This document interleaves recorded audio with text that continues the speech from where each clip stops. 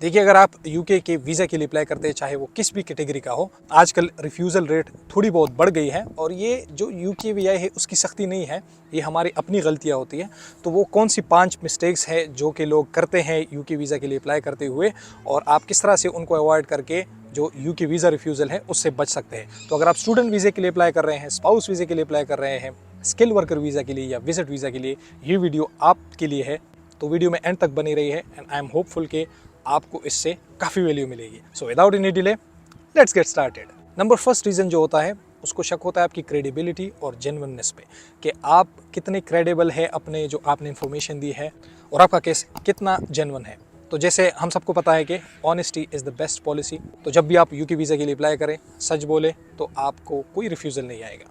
So you should be truthful and provide proofs. Suppose अगर आपने spouse visa के लिए अप्लाई किया है, आप अपने स्पाउस को लेके आना चाहते हैं, यानी हस्बैंड या वाइफ को, तो आपने क्या मैरिज सर्टिफिकेट दिखाते हैं लोग। इसके साथ साथ आप क्या कर सकते हैं कि फ़ोटोज़ अपने इनके साथ ऐड कर सकते हैं, और जो व्हाट्सएप चैट होता है, ताकि जेन्युइननेस और भी स्ट्रॉन्ग हो। ज़रूरी नहीं है कि कोई पर्सनल चैट जो कि आप शो नहीं कराना चाहते। आपने तो काफ़ी टाइम से चैट किया होगा, तो जो भी चैट्स हो जो कि आपको लगता है कि आप इनके साथ शेयर कर सकते हैं, तो वो सारे चैट्स जो है वो आप प्रिंट आउट कर सकते हैं।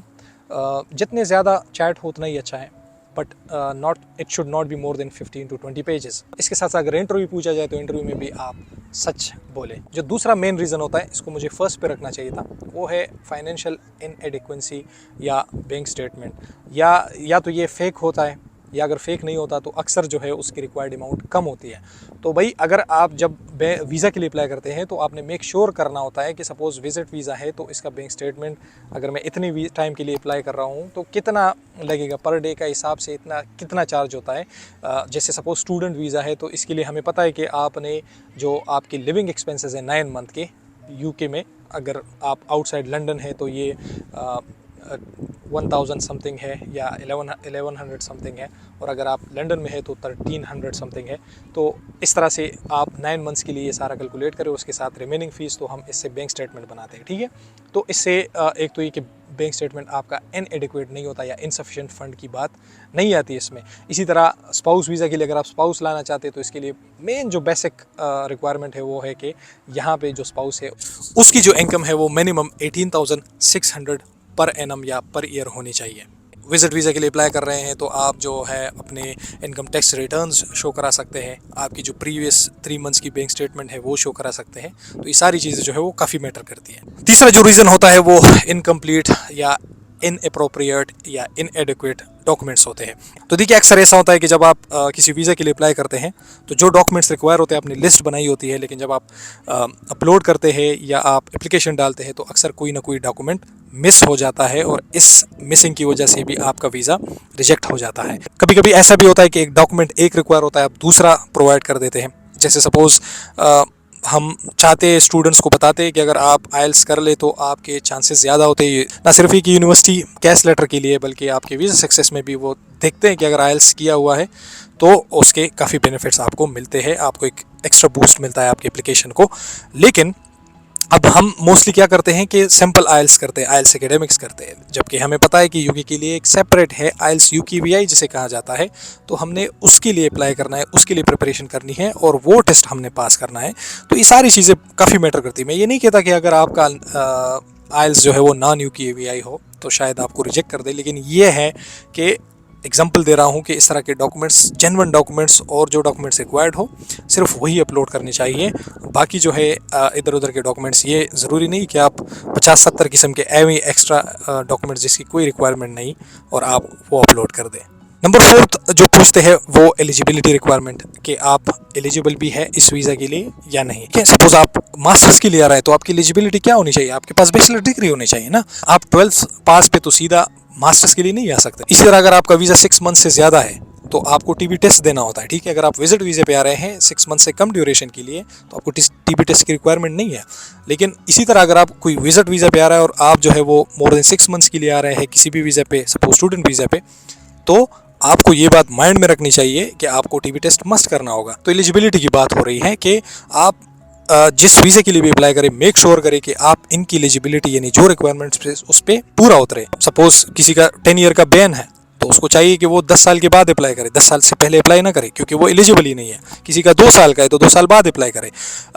कुछ लोग ऐसे होते हैं जो यहाँ पे आते हैं विजिट वीज़ा पे सपोज 1 महीने के लिए, और वो 1 महीने से ज़्यादा रह जाते हैं और वे फिर वापस चले जाते हैं, तो वो ओवर स्टेड हो जाते हैं। तो अगर वो दोबारा यूके आने चाहते हैं तो उसके लिए फिर बेस्ट पॉलिसी यही है कि वो 1 साल बाद अप्लाई करे, 1 साल से पहले अप्लाई ना करे, क्योंकि उसका वीज़ा रिजेक्ट होने के चांसेस है, वो ओवर स्टे हो चुका है।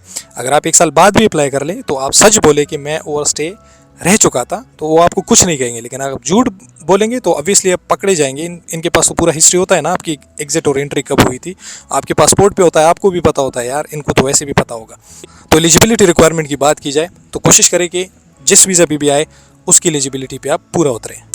लास्ट बट नॉट लीस्ट, जिसकी वजह से काफ़ी वीज़ा रिफ्यूज़ल्स इस बार आए हैं, वो है not mentioning the previous refusals. जो आपके पिछले रिफ्यूज़ल्स होते हैं वो लोग मेंशन नहीं करते। कुछ बेवकूफ़ कंसल्टेंट्स हैं जो कि 15-20 साल से काम कर रहे हैं, वो भी अक्सर आपको बताते हैं कि इनको मेंशन करने की ज़रूरत नहीं है, तुक्का है, लग गया तो लग गया वरना नहीं। जैसे मुझसे एक रब्ता किया था, एक इंडियन मेरा सब्सक्राइबर था, तो उसने मुझे कहा था कि मेरा तो पहले से रिफ्यूज़ल था, मैंने मेंशन नहीं किया था क्योंकि मुझे कंसल्टेंट ने कहा था कि मेंशन करने की ज़रूरत नहीं है, और अब मेरा इंटरव्यू आ रहा है, इंटरव्यू के लिए बुला रहा है, तो अभी कंसल्टेंट फिर कर रहा है कि इंटरव्यू में भी बोलने की ज़रूरत नहीं है। तो मैंने उसको मना किया, मैंने कहा फ़ौरन बोल दे, क्योंकि इंटरव्यू उसका इसीलिए आया था कि उसने रिफ्यूज़ल्स का मेंशन नहीं किया था, और जब उन्होंने केस चेक किया था इसकी एप्लीकेशन तो उनको तो पता लग गया था कि इनकी वीज़ा रिफ्यूज़ल्स है। तो मैंने फिर उनको बताया कि भाई आप फ़ौरन बता दें कि आपके यूके से इससे पहले भी यूके का वीज़ा 1 या 2 दफ़ा था शायद रिफ्यूज़ हो चुका है, आपको कुछ नहीं कहेंगे और आपका वीज़ा ग्रांट कर देंगे, उसको सिर्फ सच सुनना है, और अगर आपने जवाब गलत दिया तो आपको सीधा 10 साल का बैन है। तो उसने कहा ठीक है मैं ऐसा ही करूँगा, और माशाल्लाह से 3-4 दिन के अंदर ही फिर उसका वीज़ा आ गया और he is now in the UK. और ये इसी सितंबर इंटेक की मैं बात कर रहा हूँ, अक्टूबर में आ गया है, ये इसी महीने में आ गया है। तो कोशिश करें कि वीज़ा रिफ्यूज़ल यूरोप का हो, लेकिन स्पेशली अगर आपका वीज़ा रिफ्यूज़ल कनाडा, ऑस्ट्रेलिया या अमेरिका का हो या न्यूजीलैंड का, तो मस्ट मेंशन करें, क्योंकि ये क्वींस रिल्म में आता है। ये सारे जो है वो क्वीन के अंडर भी थे, तो इनके कनेक्शंस आपस में बहुत स्ट्रॉन्ग है। ये सारा डेटा अपने एक दूसरे के साथ शेयर करते हैं, ये 5 आइज़ भी इसको कहते हैं। तो इसके पास ऐसा कोई डेटा नहीं है जो जिनकी दूसरी कंट्री को एक्सेस ना हो। तो कोशिश करें कि अगर आपके रिफ्यूज़ल्स हैं तो आप आंखें बंद करके यहाँ पे मेंशन करें, आपको कुछ नहीं कहा जाएगा। रिफ्यूज़ल का ये मतलब नहीं है कि आप कोई खुदा न खास्ता क्रिमिनल है या आपने कोई ऐसा ऑफेंस किया है जिसकी वजह से आप अपने कंट्री में भी वांटेड है, ऐसा कुछ भी नहीं है। रिफ्यूज़ल मेंशन करें, आपका वीज़ा 100% लग जाएगा। तो ये बहुत ही इंपॉर्टेंट इन्फॉर्मेशन मैंने आप लोगों के साथ ब्रीफली इस छोटे से वीडियो में शेयर की। आई होप आपको पसंद आई होगी। अगर पसंद आई तो प्लीज़ लाइक करें, चैनल को सब्सक्राइब करें। I will see in the next video. Take very good care of yourself, take care of this channel as well. अल्लाह हाफिज़।